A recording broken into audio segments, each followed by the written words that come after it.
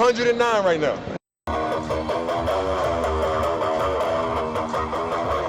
iSee109. iSee109. iSee109. iSee109.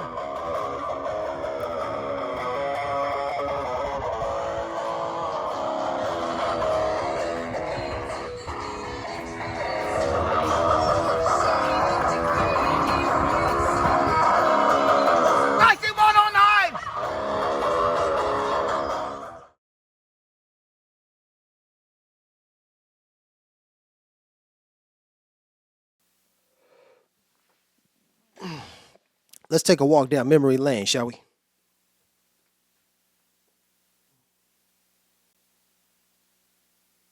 You're at 109 right now. Let's take a walk down memory lane, shall we? I was reminiscing about Ethiopia, and we're going to look at my pictures, all right? I'm going to be very quick with this, so just keep up. I hope you enjoy the ride. Let's go to Ethiopia, shall we? Let me get this right. Hopefully it's good. All right, so the year was 2017, and I was in Ethiopia for the first time on an Awaze tour thingamajig. I was their only guest. It was a private tour. I was their only guest, right? Beautiful experience. This is in Lalibela, up in the highlands, up in the hills. It was very not a lot of oxygen. Even when you get to Ethiopia, in the capital city, there's no oxygen, really. So if you go up the stairs, you'll be huffing and puffing, even if you're in great shape. It's like 4,000 feet above, sea level or meters or something like that. And this was even higher, and yeah, it was rough. So one day I decided to hike in this oxygen deprived environment, and I figured I was in shape and I could do it. Now this was in 2017, right? And I quickly discovered that if your body hasn't acclimatized, then acclimated to the environment, then it's just going to take you out. And I couldn't make it really. We were walking on pretty flat land. It took a long time, but I needed to ride the ass. And luckily the dude was here. He was like, "You want to ride the ass?" I was like, "No, I'm good. I can handle it." 5 minutes later, he came back by. "How you doing?" I'm like, "Can I ride your ass?" Pause. It's a donkey, man. What do you... All right, so I asked my little tour guide, little buddy who met me in the town center and asked me if I wanted to take this hike in the first place. I asked him to take the photos, and his finger was like messing up the shots. He didn't know how to operate the camera properly or take photos. So what you're seeing at the top, those are his fingers. Like, I was like, "Bro, man, what are you doing?" Anyway, this is the worst right here. See, I had company, Probably cost me like $20 or so. I'm guessing, but that ass ride was not cheap at all. That donkey ride. I gave him my camera hoping that he would snap some nice photos. He did not. We kept walking. This is in Lalibela. Kept walking. I got my camera back and started snapping photos of this experience to document it. Document it for myself, but also maybe for you. Although I think the time that I went, 2017, was a beautiful window because there were no wars. There was no no, that's not true. There was like political unrest happening in Ethiopia at the time, but it didn't reach Lalibela, or it wasn't major, because within the last 5 years, 2 or 3 years ago, there was some serious stuff going on that affected exactly where I traveled. So it's a good time. It was a good thing that I had gone then. I didn't know that at the time. So basically, I was risking a lot just by going at the time. But God made a way. So, oh, yeah, this is where I was headed. The Asheton Miriam Rockhewn Church. That's where we're headed. That's where we're going. Something was up with my camera. some funky stuff was happening. I don't know. The exposure wasn't proper. It was just a cell phone camera, but something, it didn't allow me to take the best photos. Oh, I was rocking my California jersey, my California hoodie, repping California. It wasn't for that particular trip. It was as a Californian outside of California, I wanted to rep California. So I had that, and there I was in Ethiopia wearing it. So we were walking along this ridge here, and well below the ridge, there are homes there. That's a wide angle shot right there to get an idea. But there are homes down below there at the foothill. There's the ridge that we walked along. And if you look down there, there's still some homes, but so this was my vantage point. I was looking down the mountain, and there were these two young girls who were making their way up the mountain. All right, do you see those two girls? Let me use the mouse. If you look right here, these two young girls right here, they were screaming at me from the foothill. Hello, where are you from? Perfect English, mind you, perfect English. Hello, where are you from? I love you. Like all these English phrases and stuff. And it was like, oh, that's cute. I had no idea they were going to climb up the mountain to meet me. So here, as we noticed that they were walking, we had to stop. And like, oh, they got to catch up, right? So I'm like, oh, this is interesting. Here comes this young lady here, this young girl. Man, I have to tell you, her hair just, I could appreciate Ethiopia so much more when I saw her hair. I mean, it was just curly, it was just natural, and I was just like, yeah, man, this what's up. Just be natural, right? Just natural. I mean, that's what I could appreciate. I mean, of course, they don't have like they're not washing their hair with like shampoo, conditioner, and then, other things. I imagine on a daily basis. Heck, I don't even wash my hair with shampoo and conditioner every single day. Ethiopia is a poor country. That's what I'm trying to say, right? But what I could appreciate in this moment with this little person, this little child, was just like natural beauty, you know, unencumbered with these Western standards. And I was like, we are naturally beautiful people, you know? And seeing her in her natural state, beautiful as she was, this young girl, I could appreciate myself. I could love myself even more and say, you know what, I'm good. I'm good. I grow my beard out. It hasn't been trimmed. It hasn't looked nice. That's okay. It's natural. I'm good. Naturally naturally beautiful, right? Snapped a little photo, changed a little exposure or whatever. She was there chilling with me. She was my little homie, my little home girl, right? Her sister was there. Very nice. They were wearing their crosses and everything. Very beautiful. So very nice experience, right? And then it came time to say, "Hey, you're in our backyard. You can't just come here and think that you can trespass without paying us." They didn't say that. That wasn't their purpose for meeting me, but I was like, "Well, here, let me give you a couple of dollars or something like that for your trouble," and I did. And that was it. My two little young friends. And then they pieced out, and I kept along our journey, but not before snapping some photos together, of course. So there I was. This is the proud picture. I'm like, yes, right. This is just very cool, right? Because they were happy to see me, and when I was in Korea, the little kids will just stare at you because you look so different from them, just staring, right? But this was a warm and very kind and a beautiful moment for me because it was like the kids were just so magnetic. They were attracted. Hey, come here. And there was nothing looking. They weren't looking at me like I was an alien. Like, who is this American? What is it? They were looking at it like uncle. Hey, big brother. Something like that. Family, dude. I was very proud. Very proud. It was very cool. Very cool. Kept it moving though, right? All smiles. You see that? Big smiles. Big smiles. Yeah, yeah, yeah. All right. Just some little views of, the area. If you can see, if you notice in this one, my tour guide is up in there.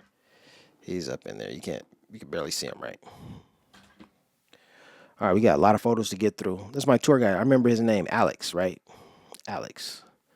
Next, I'm snapping photos of the natural environs around. This is a panoramic view. I wanted to get that beautiful landscape, We were sitting up there, and I asked my tour guide, Alex. I told him, I said, well, he wasn't my tour guide. He was just a young boy I met in town, and he asked me, hey, you want to go up to the monastery? And I was like, sure. He was like, just give me a few bucks, and I'll lead you there. It won't take very long. Oh, it took a long time, and it was very difficult. And if I didn't have that donkey to ride, I would not have made it. It was rough. I thought I would be back in like an hour. No, it was like 4 or 5 hours. It took like 2 hours to get up there, and then it took me a long time to get down off of that mountain. Snapping photos, doing my thing, trying to get some Facebook profile images and stuff. I wasn't doing a great job. And then I had the brilliant idea. Let me snap a photo. Let me give the camera back to Alex and see if he can take better photos. Not before snapping some photos of this gentleman. However, when I saw him, I was thinking, man, this guy looks like he's fresh out of National Geographic. If I take photos of him, this is me thinking, oh, if I take photos of him, I'm gonna have some National Geographic-esque photos. Someone will see them and be like, hey, can we buy your images of Ethiopia from you? That didn't happen. But yeah, that's what I was thinking about. Like, dang, man, this is that real Ethiopian, this is that real National Geographic experience. Something was funky happening with the camera. Maybe it was the altitude. I don't know. Snap some photos. Something funky happened in there. I gave the camera to Alex, hoping that he would take some nice photos of me. Every photo that he took of me was blurry. Every photo that he took of me was blurry. Before his hand was covering the lens, now every photo was blurry. All right, this is number one, blurry photo number one. Blurry photo number two. Blurry photo number three. Blurry photo number four. Blurry photo number five. Blurry photo number six. Blurry photo number seven. Blurry photo number 8, and blurry photo number 9. These are all the photos I asked him to take of me. I was trying to get those epic shots, and nah, man. He gave me the camera back, and I was just disappointed, but what could you do? I tried to tell him, tried to give him some information, like, hey, do this, do that, and it was just like lost in translation. So anyway, yeah, still on the mountain, snapping landscape shots. There's Alex chilling atop the mountain. I said, you know what, man, let me take your photo. Let me show you how a proper photo is supposed to be taken. I was like, well, how come you get the better shots, man? I'm trying to get shots of myself, like whatever. So this was like the best shot that he got of me. It's not blurry. It's cool. Oh, he took 2, 3. All right. So anyway, let's keep it moving, right? So we're going to the monastery, right? Now, this is the reason why I'm making this video. He is the reason I'm making this video. 2017, I'm up here on this mountain at the monastery, and this is the guy who holds the ancient relics, all right? The Bibles, the oldest Bibles, right? And I'm snapping photos, and I'm there standing with him, and he's the monk who is in charge, who is the protector of the Bible. So this is what he does. When visitors come, he opens the Bible, oldest Bible, and he shows it. And there are no flash photography and stuff because these are very old documents and what have you. But, I remember his face. I don't know if he has a twin brother. I doubt he has a twin brother. I think he's the main dude. He's the main monk who protects the Bible, right? So I'm snapping photos because I'm like, okay, this has got to be sort of like really important stuff. Of course, I hadn't done the research before I was there, so I didn't know exactly what I was looking at. Of course, my tour guide was telling me, hey, it's a really old Bible. I'm like, okay, I get that. But, how important, how significant, I didn't know, right? But I see his face, and I am, snapping these photos, and I'm like, okay. So I get these images. I remember my experience quite clearly, quite well. I remember this dude. All right. I'm going to go back to this image of him. I'm going to go back to a couple images of him. I'll stick with this image right here. So I see his face and I'm like, okay, I see the Bible. I'm good. So we get the experience of having traveled to the monastery, meeting the main dude, the main monk, seeing the old Bible and whatnot, and that was the purpose of the journey. So a few months ago, in 2024, right, 7 years after having been there, I'm in Los Angeles walking down the street, and I happen upon a picture. No, I happen upon a book with his image on the cover. It's a big photograph book. A photographer took photos as he was traveling the world or whatever. His face is on the cover of the book. And as I'm walking down the street and I see his face, I look at him and I'm like, hey, wait, I know him. That face is familiar. Like, hold up, what's going on? So I grab the book, I thumb through the pages, and I find the image or the information about the image. And I'm like, I read it and it says Lalibela, Ethiopia. And I was like, I knew that guy. I knew that face. I've been there to that monastery where he's the monk and all that. So I say that the point of this video is to say that you could be attracted to buying something for the sake of, ooh, I want that. I want to have that. I want to have this. This is a nice addition to my collection, It means something to someone out there. But in my case, I bought that book. I bought that book not because I wanted that book, because I wanted it was going to add to my collection of things, and then it did. It has added to my collection, but the reason why I bought it is because it is a reflection of me, of who I am. Like, I bought it because I knew that guy. I mean, from our encounter upon that mountain, like I stood face to face with him. I took photos of him. I recognized him. We breathe the same air. So when I bought that book, it was on sale, by the way.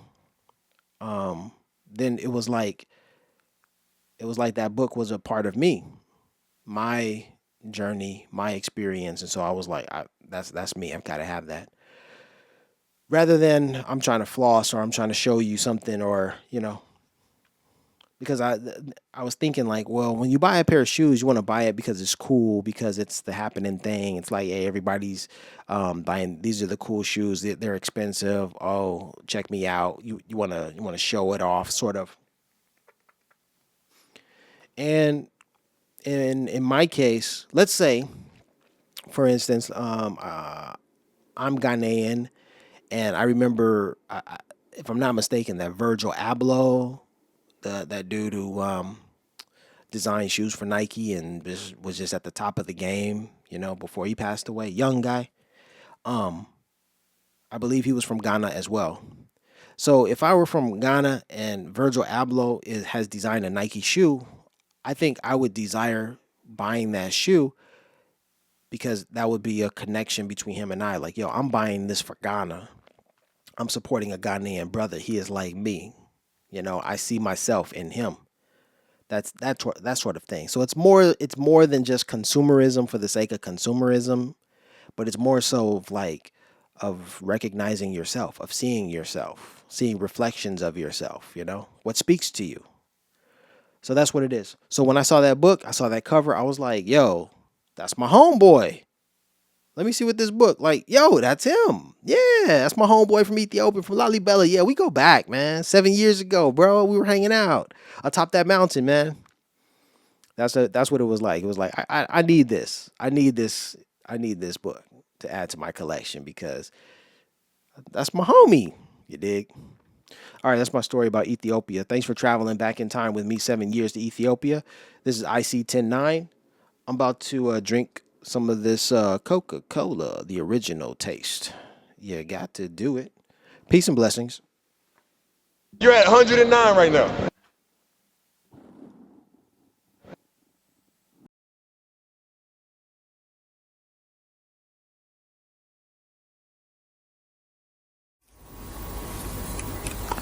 These questions, though, they're like, I don't know, do you wish you had feet, or you wish you didn't have feet, or, how would you live without a head?